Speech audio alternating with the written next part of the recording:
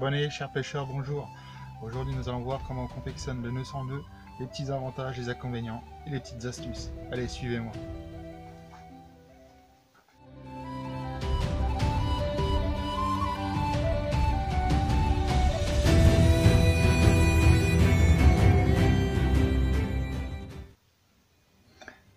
Bon voilà, on va faire le nœud sans nœud. Rien de plus simple, un bout de tresse. À l'extrémité, je fais une petite boucle avec un petit nœud pour attacher votre bouillette. Je prends l'extrémité de la tresse et un hameçon. Je passe d'extérieur à l'intérieur. Je laisse une longueur voulue pour les cheveux.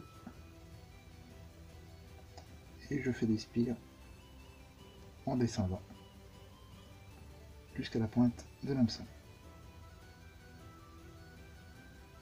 Voilà, quand c'est fait, vous reprenez la tresse et vous repassez de l'extérieur à l'intérieur.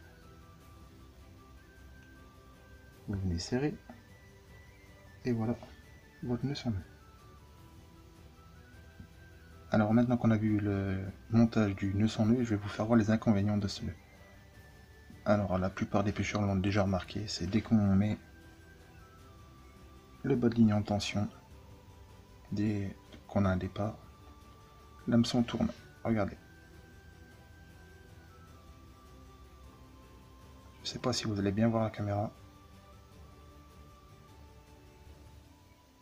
Voilà, alors pour moi ce nœud, je l'oublie totalement. Alors maintenant je vais vous faire voir une alternative par rapport au nœud sans nœud. Prenez toujours un morceau de tresse, faites votre petite boucle avec une petite nœud pour l'appât. Prenez le même hameçon, passez la tresse de l'extérieur à l'intérieur, vous réglez la longueur des cheveux souhaitée, et là vous allez faire une grande boucle.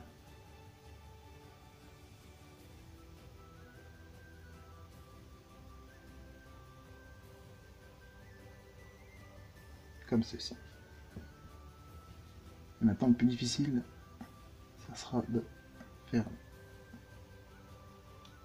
la première spire et surtout de passer au-dessus pour la bloquer. Et quand ça c'est fait, on descend jusqu'à la pointe de l'hameçon. Voilà. Et maintenant il n'y a plus qu'à tirer.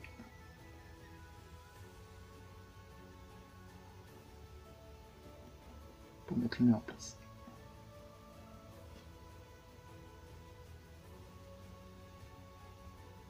Et voilà. Coup de serrage. Et voilà l'alternative au nœud sans nœud. Alors voilà, on va faire le petit test avec ce nouveau nœud. Je vais vous montrer que ce nœud ne bouge pas du tout lors des tensions avec le poisson. Vous allez voir. J'espère que vous allez très bien voir la caméra. Il ne bouge pas, il reste très bien dans l'axe. Alors ça pour moi, c'est un nœud qu'il faut absolument faire pour avoir moins de décroche possible. Alors voilà, maintenant je vais vous donner une autre petite astuce. C'est très simple. On a tous déjà pêché à la graine. Et bien souvent, il y a tout le temps une graine ou deux qui est trop cuite et qui éclate. Et qu'on se retrouve avec du maïs. Celui qui est bloqué avec la bouillette ici. Un grain plus loin, un grain plus loin. C'est pas du tout présentable. Alors ma petite astuce, c'est très simple. C'est les stop fils. Alors, avant de faire votre nœud comme ça,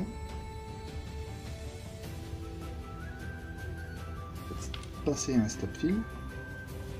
Voilà. Comme ceci. Et après, on refait le nœud. Alors, de l'extérieur à l'intérieur.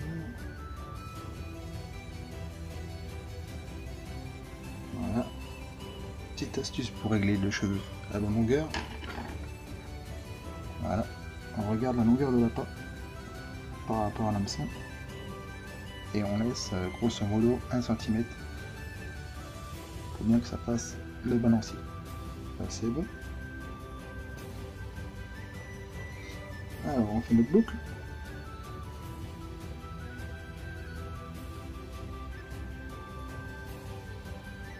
Voilà. Notre première spire. La deuxième par-dessus l'autre. Et on descend jusqu'à la pointe de l'hameçon. Voilà. Et là on la tire. Voilà, coup de serrage. Et on le repasse de l'intérieur, l'extérieur à l'intérieur. Et voilà.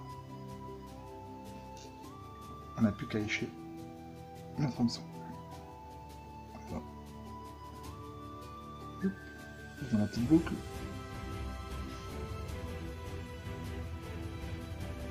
Je vais refermer dans l'aiguille. Je passe mes graines. Voilà. Plus qu'à mettre un petit arrêt.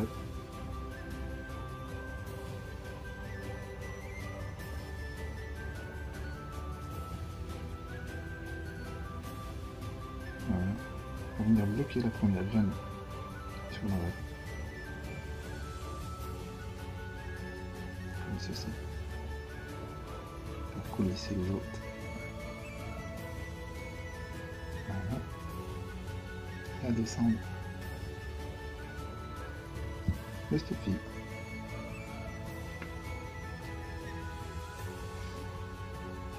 Et là vous avez une très belle présentation qui ne bougera jamais.